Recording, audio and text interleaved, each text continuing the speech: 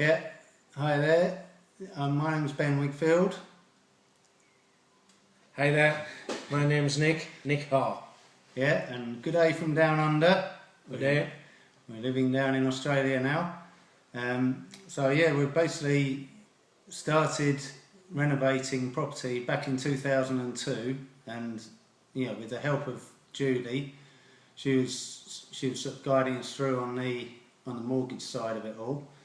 We looked at basically the cash flow. We're looking for cash flow positive properties, and Darlington worked out the main place where it all worked really. So we went in together on a few, didn't we? Sort of we're doing our own ones and teamed up together, and then we were aiming mainly on we went for the self-renovation ones. Yes, yeah, we started to, me and Ben are both involved, or were involved in the building trade in England, and so that lent itself to us doing our own renovations, which obviously at the start allowed us to keep our costs to a minimum.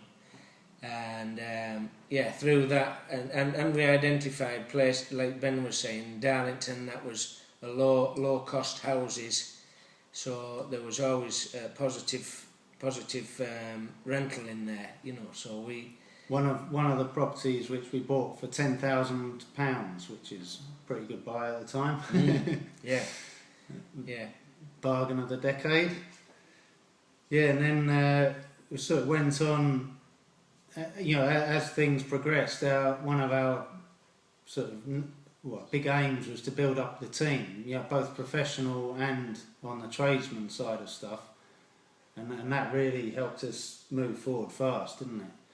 Yeah, well, we were finding that we were getting tied up too much doing the actual work, and when we could, and when the buy-to-let mortgages came in, we realised the money was there as long as it all stacked up for the lenders, and then we wanted to be out there looking for the bargains, because we found that you had to be getting there quite fast and get your offer in and make it a good offer as well, or an offer that they, let's say if you had the cash, make it a cash offer, didn't we? Yeah, that's it. That was the beauty, with Julie as well. She was keeping us one step ahead of everything, so all our offers were basically cash because we were remortgaging properties that we'd already renovated. So obviously the increased equity, we were pulling that money back down again, ready to go out with another cash offer on the next one, or possibly next few. And when you've got that finance in place, then you can concentrate your efforts on actually going out and looking for the bargains, which is what we were doing. It was a busy time for a few years with a renovation and looking for them as well. But we picked up a good few properties, and Julie will verify that.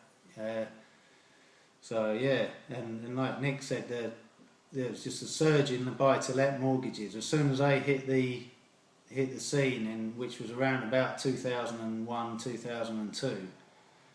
Everyone was jumping on the bandwagon more or less, weren't they? And that's what was pushing the property prices really fast. And that sort of leads on to, sorry Ben, I'm just going to mention this, but it sort of leads on to really getting, what I would say to any potential investors is really get to know your market, to get to know what certain areas, what's the top price, what's the bottom price, and then you really can start identifying which properties you want and how much you're going to pay for them, because both me and Ben use the mantra of that you made your profit when you buy, and then you stick, and then you have a certain, we could work it out down to like £1,000 either way, the full renovation of a house, and we were very strict on that. We kept to that, and we didn't really bring our own personal opinions into it, didn't it's getting the sort of as much of a wow factor look to the property, but on the Coca-Cola budget.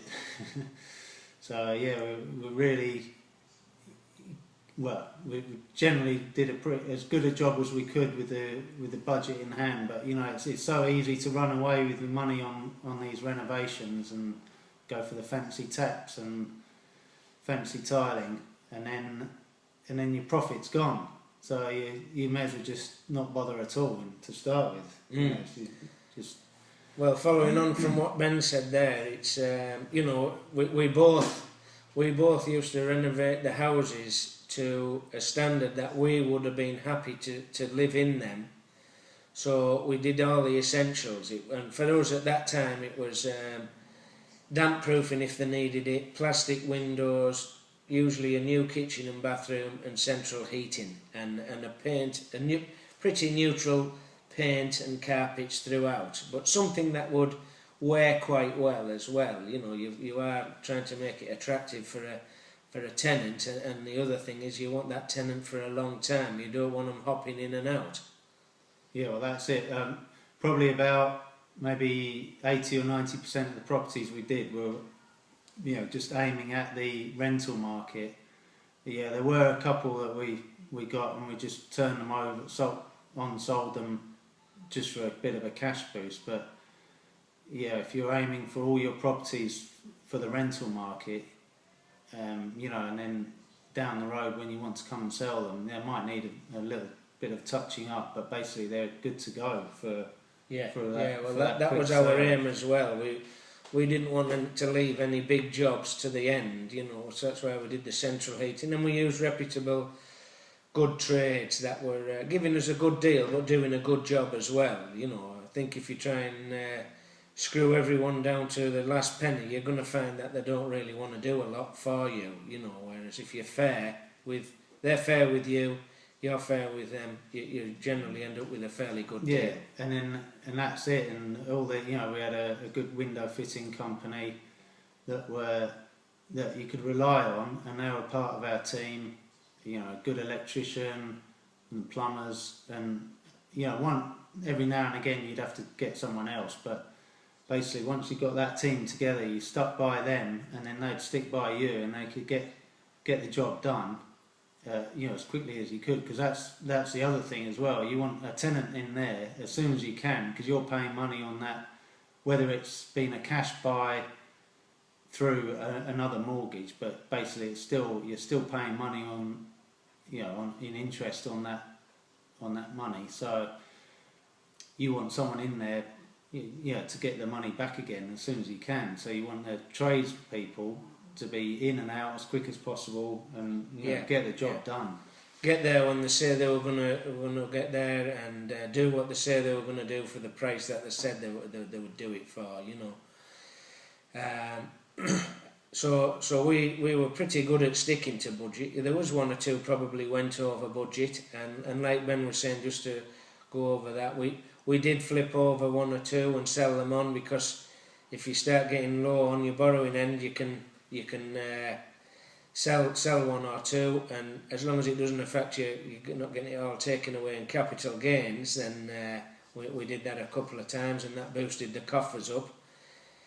And then sort of towards the end, which is probably for when we were really, we'd been in the scene for 3 or 4 years, we started to find that once everybody got on board, that everybody was starting to look for properties to renovate, and then what we did, we started to actually identify properties that didn't need that much renovation but were still offering good value. So that was obviously a great way to grow really fast, because you had to do hardly anything, but you were getting them at a good price, weren't we? Oh yeah, and you could buy them for whatever figures, 40 or 50,000, but they're as good as, basically good to go. You could put a tenant in there straight away, or put it up for rent straight away, which will give you a week or two to do any sort of minor details on the property that needed to be done.